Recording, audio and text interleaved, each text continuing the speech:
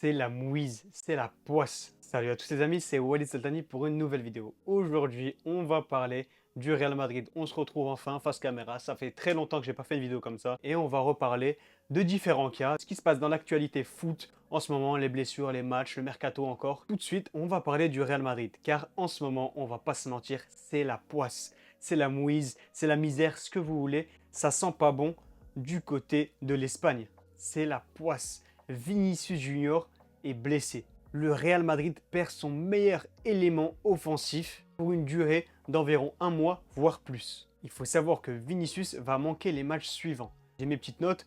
Getafe, Real Sociedad, le premier match de Ligue des Champions, derby face à l'Atlético de Madrid, Las Palmas, Girona, le deuxième match de Ligue des Champions et le match contre Osasuna. Il devrait potentiellement rater tous ces matchs-là. Bon, on ne sait pas la récupération, comment ça va se passer, si ça va empirer ou peut-être s'améliorer. Peut-être qu'il reviendra plus tôt. Mais en tout cas, sa blessure aux ischio, voilà, je crois que c'est aux ischio exactement, c'est une fibre musculaire qui a été touchée, s'avère plus grave que prévu. Quand il est sorti sur blessure, on nous disait, surtout Carlo Ancelotti, nous disait que c'était pas si grave que ça, qu'il reviendrait sûrement après la trêve internationale avec le Brésil. Sauf que là, comme vous pouvez le voir, ça s'avère plus grave que prévu, étant donné le nombre de matchs qu'il est supposé manquer. Le Brésilien va certainement rater une dizaine de matchs, ce qui est quand même énorme. Ça me rappelle un peu ce qui se passait avec Karim Benzema la saison dernière, quand il commençait à se blesser, qui ratait énormément de matchs. Et là, c'est pareil, le Real Madrid perd son meilleur élément offensif en la personne de Vinicius. Celui qui déstabilise, celui qui crée, celui qui ose, celui qui marque aussi, parce que Vinicius, depuis 2 ans, il faut savoir qu'il marque. Plus de 20 buts et 20 passes D par saison, ça fait 2 ans. Vinicius, quand même, c'est quelqu'un au Real Madrid et c'est quelqu'un qui s'impose comme le patron de l'attaque du Real Madrid depuis une saison. Car l'année dernière, même si Benzema est encore là, à cause des blessures du numéro 9, c'était Vinicius qui avait le flambeau en attaque. Heureusement pour le Real Madrid, ils ont une nouvelle recrue qui s'appelle Jude Bellingham. Mamma mia, quel joueur! C'est un joueur exceptionnel. Il l'a prouvé dans ses premiers matchs de Liga. 3 matchs, 4 buts et 3 fois homme du match. Il n'y a rien à dire, il n'y a rien à dire. Ce joueur, il est exceptionnel. Dortmund, on leur a payé 100 millions d'euros, voilà, 103 millions. Franchement, il faut aller les voir, leur faire une petite bise et leur donner un petit billet en plus. Car ce qu'il fait, Bellingham, j'en consacrerai bien sûr une vidéo à part entière, mais ce que fait Bellingham en ce début de saison, il est partout. Il crée le jeu, il défend, il est le moteur et à la fois le finisseur de l'action. C'est lui qui nous sauve en fin de match. C'est un capitaine dans l'âme, il redresse les joueurs. Est-ce que ce serait pas lui, le numéro 9 du Real Madrid? Voilà, Ancelotti a dit que Bellingham remplaçait un petit peu Karim Benzema numériquement parlant. Bon, on n'espère pas bien sûr parce que le Real Madrid doit quand même se doter d'un attaquant de renom pour cette saison 2023-2024, mais Bellingham pour l'instant fait beaucoup le taf. On va switcher un peu, on va passer à une autre solution offensive. Cette blessure de Vinicius pourrait mettre en lumière Arda Güler, la recrue turque. J'ai pu faire une vidéo sur le journal du Real, vous pouvez la voir juste ici, sur la pépite turque de Fenerbahçe. Il a affiché un bon niveau aux entraînements de la pré-saison, mais il s'est blessé durant cette même pré-saison, cette tournée estivale aux États-Unis. Il s'est blessé et est resté à Madrid. Au genou, je crois, il s'était blessé. Et là, il devrait revenir fin septembre. Voilà, une récupération qui prend son cours et qui va bientôt se finir. Et on espère qu'il retrouvera les terrains fin septembre et qu'il nous offrira du spectacle. On espère qu'il apportera sa petite patte gauche dans l'attaque du Real Madrid qui pourrait faire tant de bien. Car Rodrigo, Joselu et Brahim Diaz, il faut un peu d'accompagnement. Parce que si encore l'un d'eux se blesse, il n'y a plus beaucoup de solutions. Il n'y a plus de Mariano, il n'y a plus d'Asensio, il n'y a plus de Karim, il n'y a plus rien. Et à tout cela, vient s'ajouter le chapitre des blessures. La blessure de Courtois au ligament croisé il y a quelques semaines, qui a mis Courtois out pour quasiment toute la saison 2023-2024. L'annonce, le communiqué officiel du Real était un choc pour tous les Madrilènes et pour le monde du foot, car c'est littéralement le meilleur gardien du monde, Thibaut Courtois, il l'a prouvé lors des dernières saisons, et perdre un tel élément dans sa surface, c'est terrible. Parce que tout le monde sait que Courtois est un joueur, est un gardien qui te fait gagner des matchs par ses arrêts, par la confiance qu'il dégage auprès de sa défense. Quand tu es défenseur et que tu sais que tu as Thibaut Courtois derrière toi, tu es un peu plus relaxé, tu as plus confiance. Et bien maintenant, vous le perdez. C'est très compliqué. Kepa a été bien sûr choisi pour remplacer Courtois. Voilà, malgré que Lunin soit là, le Real a préféré opter pour un gardien de renommée en la personne de Kepa. Voilà, ils l'ont pris de Chelsea pour un prêt de 1 an. On va voir ce qu'il donne. Il a fait une première prestation face au Celta de Vigo. C'est pas convaincante, mais voilà, correcte, on va dire. Et aussi s'ajoute à ça, hormis le gardien, la blessure d'Eder Militao. Ça commence à faire beaucoup pour le Real Madrid. Courtois, ligament croisé, Militao, ligament croisé. ça commence à s'enchaîner pour le Real Madrid. Bon, heureusement que le Real sur le secteur défensif est un peu garni. Il reste quand même Rudiger, Alaba et Nacho en soutien. Tu perds quand même Militao, qui est quand même un taulier de ton équipe. Voilà, il était le taulier défenseur central avec Alaba lors du sacre en Ligue des Champions en 2022. L'année dernière, il était aussi toujours présent et il était toujours aussi bon. Même si quelquefois il a eu quelques écarts de concentration, ça reste un très grand défenseur. Fini le chapitre blessure, maintenant on passe aux solutions. L'état actuel des choses.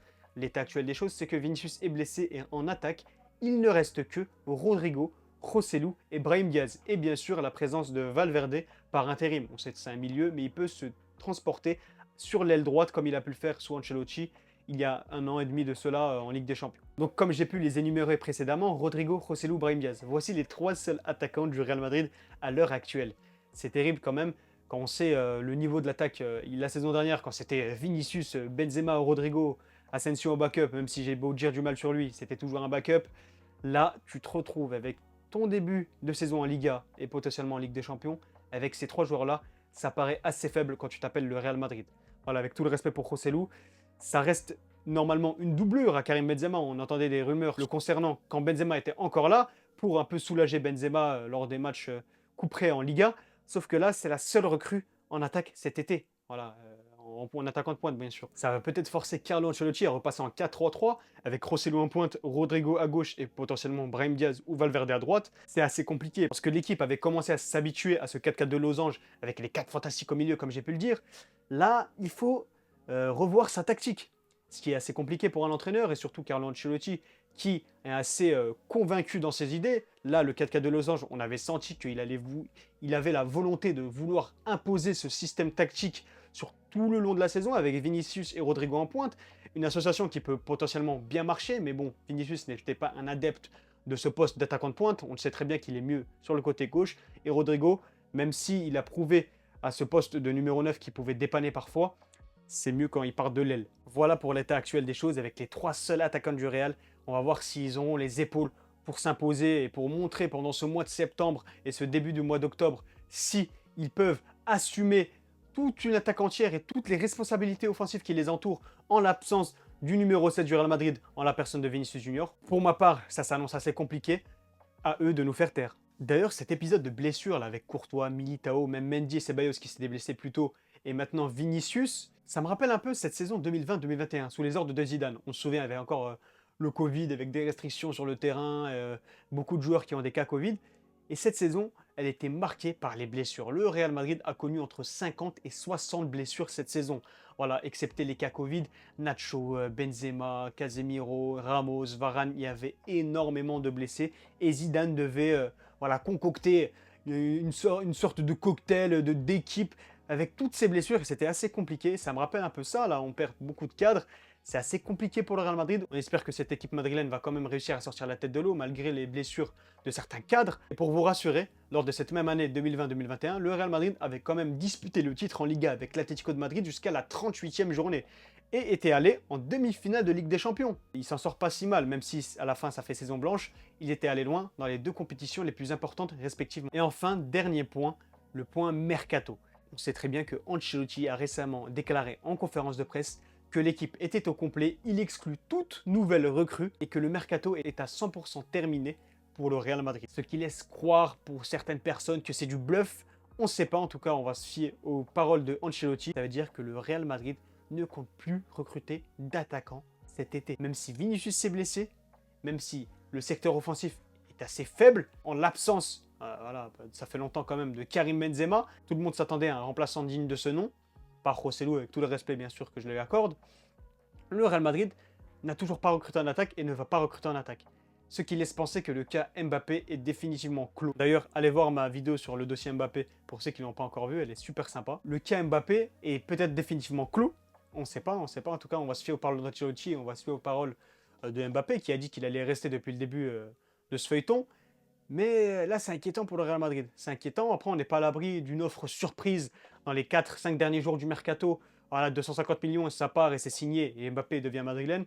Mais bon, pour l'instant, ça s'annonce corsé pour ce transfert. Et franchement, ça m'étonne, ça m'étonne. Après, d'un côté, ça m'étonne, d'un côté, ça m'étonne pas. Ça m'étonne d'un côté parce que pour une fois que Kylian Mbappé est libre, est disponible sur le marché plutôt, le Real ne se positionne pas dessus, c'est quand même assez louche. En plus, comme j'ai pu le dire dans la dernière vidéo, le numéro 9 est vacant, il faut remplacer Benzema, lui il veut partir. C'est assez bizarre quand même que le Real Madrid ne se positionne pas là-dessus. Et c'est triste, je trouve. Et c'est pas étonnant d'un côté, car le Real Madrid est un club qui malgré les difficultés, les absences, les blessures, les non-transferts, continue d'avancer, continue son cours tranquillement et arrive à faire ses saisons. Mine de rien, à chaque fois, ils ont réussi à faire des saisons qui s'est soldée par un trophée. L'année dernière, on prend quand même la Copa del Rey et la Coupe du Monde des clubs. Il y a 2 ans, Ligue des Champions, Liga et tout ce qui en suit. Le Real Madrid a toujours su passer outre ces faits marquants comme les blessures et les non-transferts.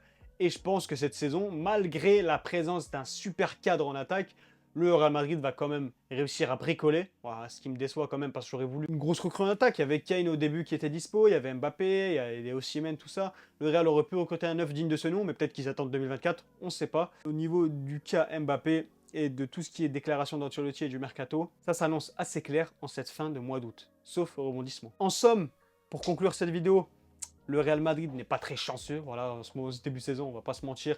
Les blessures consécutives de Courtois, Militao et de Vinicius, bien sûr Ceballos et Mendy lors de la pré-saison et Güler, c'est pas fameux. C'est pas fameux, ça fait pas plaisir pour les supporters madrilènes qui étaient prêts pour cette nouvelle saison, qui réclamaient juste une recrue en attaque et potentiellement en latéral droit.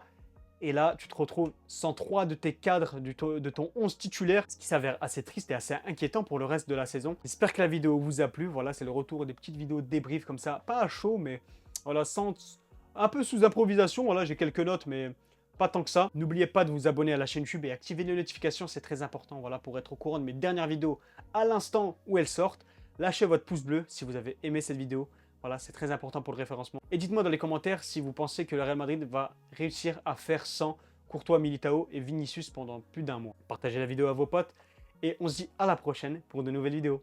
Ciao l'équipe!